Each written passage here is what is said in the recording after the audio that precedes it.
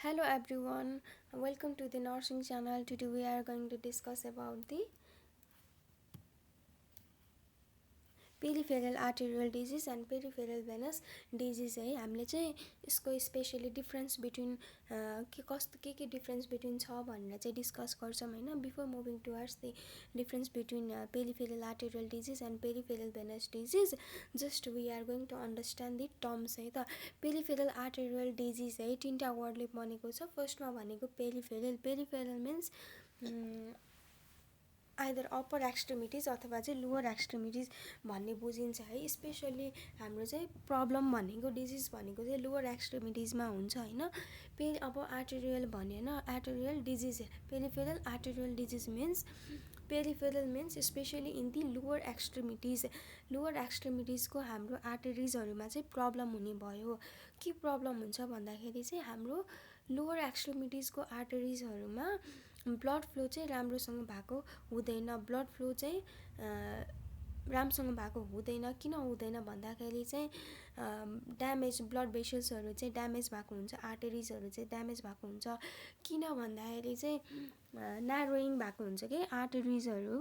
किन भन्दाखेरि चाहिँ एथेरोस्क्लेरोटिक प्लेग बिल्टअप भएको हुन्छ आर्टेरिजहरूमा हैन। So blood flow to the lower extremities is diminished due to the atherosclerotic plaque फर्मेसनले गर्दाखेरि हैन। सो पेडल पल्सेसहरू चाहिँ एब्सेन्ट हुने अथवा चाहिँ एकदमै विक हुने त्यस्तो हुन्छ है पेरिफेरल आर्टेरियल डिजिजमा हैन। अब now moving towards the peripheral venous disease, यो पनि तीनटा वर्डले बनेको छ हैन। सेम पेरिफेरल भनेको त्यही सेम भयो, हाम्रो आइदर अप्पर एक्सट्रिमिटिज अर लोवर एक्सट्रिमिटिजको भेनहरूमा चाहिँ प्रब्लम हुने भयो हैन। स्पेसली इन द लोवर एक्सट्रिमिटिजको भेन्सहरूमा चाहिँ प्रब्लम हुन्छ हैन।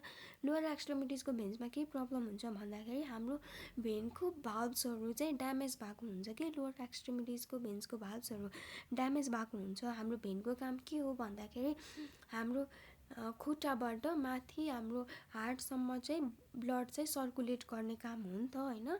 हाम्रो ब्लड सर्कुलेसन कस्तो छ भन्दा वुमेनको ब्लड चाहिँ लङ्सले चाहिँ के गर्छ भन्दा प्युरिफाई गर्छ हैन। डिअक्सिजनेटेड ब्लडलाई राइट साइड अफ द हार्टबाट चाहिँ हाम्रो डिअक्सिजनेटेड ब्लड जान्छ लेफ्ट साइड के अरे लङ्समा जान्छ हैन। अनि लङ्सले चाहिँ हाम्रो ब्लडलाई चाहिँ प्युरिफाई गरेर अक्सिजनेटेड ब्लडलाई चाहिँ हाम्रो left side of the heart left भेन्ट्रिकलसम्म लान्छ। अनि त्यसपछि चाहिँ हाम्रो अओर्टाको थ्रुबाट सिस्टमिक सर्कुलेसनमा जान्छ in different organs of the body हैन। सो हाम्रो लोवर एक्सट्रिमिटिजमा पनि अक्सिजनेटेड ब्लड सप्लाई हुने भयो। अनि फेरि हाम्रो ब्याक फ्लो ब्लड चाहिँ ब्याक फ्लो भएर फेरि हार्टसम्म जान्छ अक्सिजनेसनको लागि हैन। डिअक्सिजनेटेड ब्लडहरू अक्सिजनेसनको लागि चाहिँ हाम्रो लोवर एक्सट्रिमिटिजबाट फेरि हाम्रो इन्फेरियर भेना काभाको थ्रुबाट चाहिँ हार्टसम्म सप्लाई गर्छ हैन। तर पेरिफेरल भेनस डिजिजमा के हुन्छ भन्दाखेरि भेनहरूमा लोवर एक्सट्रिमिटिजको भेन्समा प्रब्लम हुन्छ। किन प्रब्लम हुन्छ भन्दाखेरि चाहिँ भेन्सको भाल्भ्सहरू ड्यामेज भएको हुन्छ डिफ्रेन्ट कन्डिसन्सहरूले गर्दाखेरि। त्यही भएर चाहिँ हाम्रो लोवर एक्सट्रिमिटिजबाट चाहिँ ब्लड ब्याक फ्लो चाहिँ राम्रोसँग हुँदैन हार्टसम्म हैन। सो हामीले इडिमाहरू हुने भयो लेग्सहरूमा चाहिँ हैन।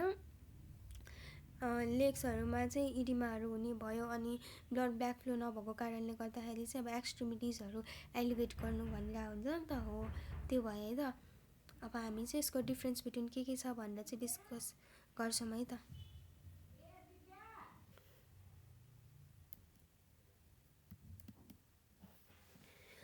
पेरिफेरल आर्टेरियल डिजिज है। ब्लड नम्बर 1मा चाहिँ blood flow to the lower extremities is affected है। मैले अघि भनिसकेँ हैन। पेरिफेरल आर्टेरियल डिजिजमा चाहिँ लोवर एक्सट्रिमिटिजमा चाहिँ ब्लड फ्लो चाहिँ एफेक्टेड भएको हुन्छ। लोवर एक्सट्रिमिटिजमा ब्लड फ्लो डिमिनिस भएको हुन्छ हैन। सो पल्सेसहरू चाहिँ आइदर विक हुन्छ, कुनै कन्डिसनमा चाहिँ एब्सेन्ट पनि भएको हुन्छ।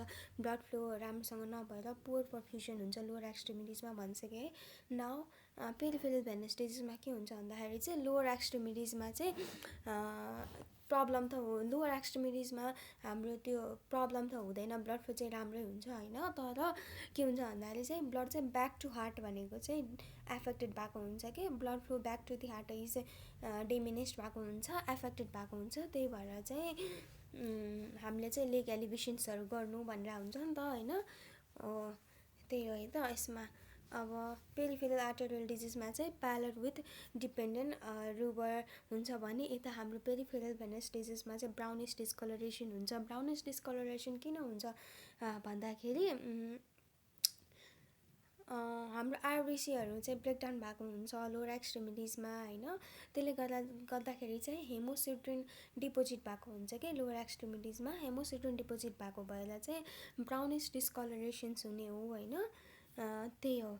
अब पेरिफेरल आर्टेरियल डिजिजमा चाहिँ हेयरलेसनेस हुन्छ। किन हुन्छ भन्दाखेरि पुवर पर्फ्युजनको कारणले गर्दाखेरि चाहिँ हेयर लस हुने हो लोवर एक्सट्रिमिटिजको। त्यही भएर चाहिँ हेयरलेसनेस हुन्छ है। पेरिफेरल भेनस डिजिजमा स्वेलिङ प्रेजेन्ट हुन्छ। स्वेलिङ किन हुन्छ भन्दाखेरि चाहिँ हाम्रो फ्लुइड लिकेज भएको हुन्छ नि त टिस्युजहरूमा।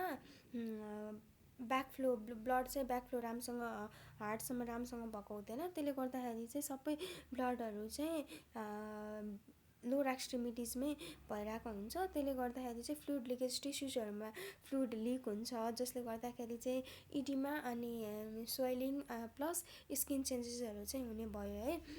अब पेरिफेरल आर्टेरियल डिजिजमा चाहिँ पर्फ्युजन राम्रो हुँदैन, सो पुवर पेरिफेरल पल्सेसहरू चाहिँ एब्सेन्ट हुन्छ भनेर मैले भनिसकेँ है।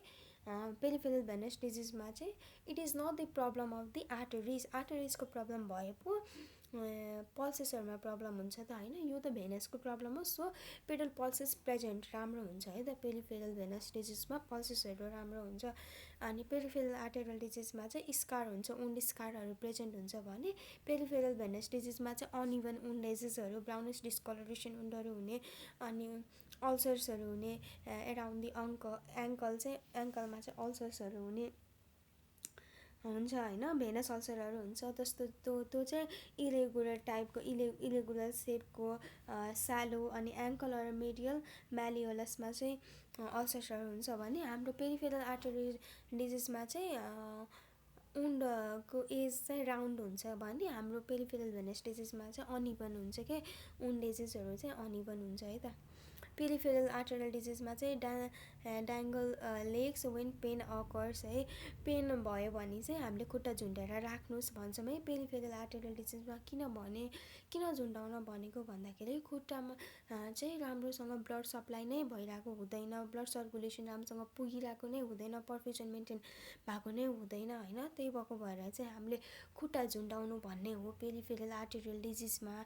तर पेरिफेरल भेनस डिजिजमा चाहिँ हामीले एलिभेट लेग्स भन्छौँ।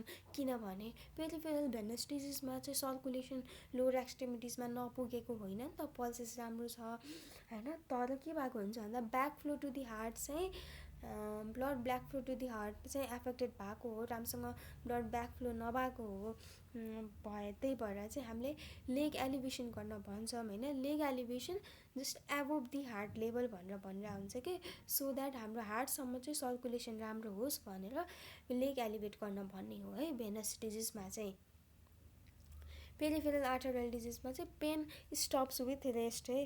अब हिँड्दाखेरि चाहिँ पेन हुन्छ भने रेस्ट गरिसकेपछि चाहिँ पेन चाहिँ स्टप हुन्छ है पेरिफेरल आर्टेरियल डिजिजमा। अनि पेरिफेरल भेनस डिजिजमा चाहिँ के हुन्छ भन्दा पेन चाहिँ हुन्छ तर हाम्रो pain easily lift by leg elevation चाहिँ लेग एलिभेट गरेपछि चाहिँ पेन चाहिँ सबसाइड हुँदै हुँदै आउँछ है त पेरिफेरल भेनस डिजिजमा। पेरिफेरल आर्टेरियल डिजिजमा चाहिँ हामीले लेग ड्याङ्गल गर्छौँ भने पेरिफेरल भेनस डिजिजमा चाहिँ हामीले लेग एलिभेट गर्छौँ, त्यसले चाहिँ पेनलाई चाहिँ सबसाइड गर्छ भने हाम्रो पेरिफेरल भेनस डिजिजमा चाहिँ सिक्वेन्सियल कम्प्रेसन डिभाइसेसहरू युज हुन्छ है। पेरिफेरल आर्टेरियल डिजिजमा चाहिँ हुँदैन। हाम्रो पेरिफेरल भेनस डिजिजमा किन हुन्छ भन्दाखेरि हाम्रो ब्लड फ्लो लोवर एक्सट्रिमिटिजबाट चाहिँ ब्लड ब्याक फ्लो भएको हुँदैन नि त हार्टसम्म। सो ब्लड फ्लो चाहिँ ब्लड चाहिँ ब्याक फ्लो होस् हार्टसम्म भनेर चाहिँ हाम्रो सिक्वेन्सियल कम्प्रेसन डिभाइसेसहरू चाहिँ युज गर्ने हो पेरिफेरल भेनस डिजिजमा है। ग्रेजुअल कम्प्रेसन स्टकिङहरू पनि हुन्छ नि हो, त्योहरू युज गर्ने हो। तर हाम्रो पेरिफेरल आर्टेरियल डिजिजमा चाहिँ युज गर्नु पर्दैन यो के अरे सिक्वेन्सियल कम्प्रेसन डिभाइसेसहरू चाहिँ युज गर्नु पर्दैन। त्यसले झन् के गर्छ भन्दाखेरि चाहिँ एग्राभेट गर्ने भयो कि यसै पनि पेरिफेरल आर्टेरियल डिजिजमा सर्कुलेसन राम्रो भएको हुँदैन, पर्फ्युजन राम्रो भएको हुँदैन। झन् सिक्वेन्सियल कम्प्रेसन डिभाइसेस युज गर्यो भने चाहिँ झन् पर्फ्युजन राम्रो हुँदैन क्या, त्यही भएर आर्टेरियलमा युज गरिँदैन। पेरिफेरल भेनस डिजिजमा चाहिँ हामीले कम्प्रेसन डिभाइसेसहरू चाहिँ युज गर्छौँ है त। अब डिफ्रेन्स बिट्विन चाहिँ यति नै थियो है हाम्रो। अब यदि केही प्रब्लम छ भने चाहिँ हजुरहरूले कमेन्टमा चाहिँ लेख्न सक्नुहुन्छ। अहिलेको लागि चाहिँ यति नै छ ल, थ्याङ्क यू। अनि अरू भिडियोहरू पनि बनाउनको लागि चाहिँ हजुरहरूले झन्भन्दा धेरै like, comment, share and subscribe गरिदिनु होला हाम्रो च्यानललाई। Thank you, by by.